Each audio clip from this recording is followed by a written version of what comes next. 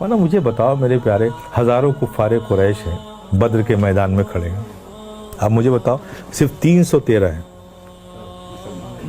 اب 313 ہزاروں کے مقابلے میں جس میدان جنگ میں کھڑے ہوں، اور جنگ کا اسٹیٹس کیا ہے؟ تعداد بھی کم، ان کے پاس ہتھیار بھی نہیں، اور ان کے پاس ذرائع ہیں، ڈھالیں ہیں، نیزیں ہیں، تلوار ہیں، بھالے ہیں، سب لیٹسٹ ایکوپمنٹس. اور یہاں بدر کے جو مسلمان سپاہی تھی 313 صحابہ کرام کی مقدس جماعت تھی، ان کے پاس لڑنے کو ڈنڈا بھی نہیں تھا. کچھ ایسے بھی تھے جن کے پاس کچھ نہیں تھا.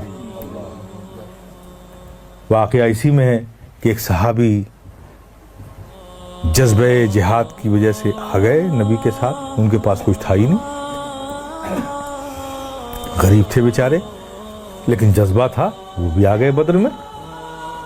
جب جنگ ہوئی اور دیکھا سامنے کہ صاحب یہ جو کفار قریش ہیں ہزاروں کی تعداد میں آئے ہیں اسلام کو مٹانے کے لیے، تو ان کے پاس نیزے بھی ہیں، تلواریں بھی ہیں، سب کچھ ہے ان کے پاس. اب انہوں نے اپنے کو دیکھا تو دیکھا کہ ہمارے پاس تو ڈنڈا بھی نہیں. تو بڑے بھولے تھے وہ صحابی، آقا کے پاس گئے، یا رسول اللہ یہ جو دشمن آئے ان کے پاس تو بڑے تلواریں ہیں، بھالے ہیں، نیزے ہیں، زریں ہیں، بختریں ہیں، سب کچھ ہیں، کھائے پیے مست ہیں، ہم نے تو کئی دن سے کھانا بھی نہیں کھایا، یا رسول اللہ آخر ہم ان سے جنگ کیسے کریں گے؟ آقا نے جب آپ نے اس صحابی کے معصومیت و بھولے پن کو دیکھا تو مسکرا پڑے. وہاں پہ ایک کھجور کا پیڑ تھا، آقا نے اپنے دستے رحمت بڑھایا، ایک کھجور کی شاخ کو، ٹہنی کو توڑا اور کہا جاؤ تم اس سے جنگ کرو. اللہ اکبر. آپ نے دیکھی کھجور کی شاخ کو کتنی مضبوط ہوتی ہے، دیکھا آپ نے؟ اور کس کے مقابلے میں ہے؟ تلوار کے مقابلے میں، کہ اگر وہ تلوار پاس سے اس کے گزر جائے گی نا تو 2 ٹکڑے ہو جائے گی وہ. آپ سوچئے، لیکن قربان جاؤ، ہائے ہائے ہائے. جیسے ہی نبی نے وہ کھجور کی شاخ آپ صحابی کو بڑھائی، لپک کر لے لیا. لپک کر اس لیے لپک کر لے لیا کہ وہ صحابی تھے، آج کے وہ نہیں تھے.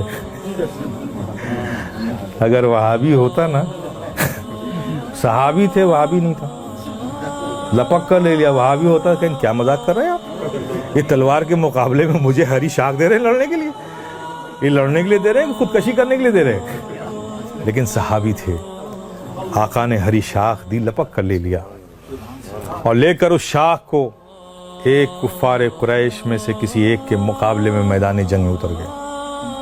ایک کافر ادھر سے بڑھا، نبی کی دی ہوئی وہ کھجور کی شاخ لے کر آپ صحابی ادھر سے بڑھے، دونوں قریب ہوئے. اب وہ شاخ و تلوار آپس میں ٹکرانے ہی والی تھی کہ ادھر رحمت الہیہ مسکرا اٹھی، مسکرا اٹھی. ارے بڑھا دے، بڑھا دے، میرے محبوب کی دی ہوئی ہری شاخ کو بڑھا دے. ارے تو میرے محبوب پر اس قدر یقین رکھے گا، محبت رکھے گا تو میری رحمت تجھے مایوس ہونے دے گی. ارے بڑھا، شاخ بڑھا.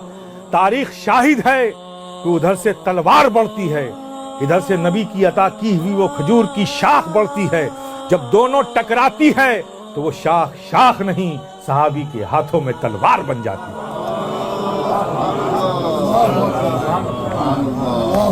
تلوار بن جاتی ہے میرے پیارے.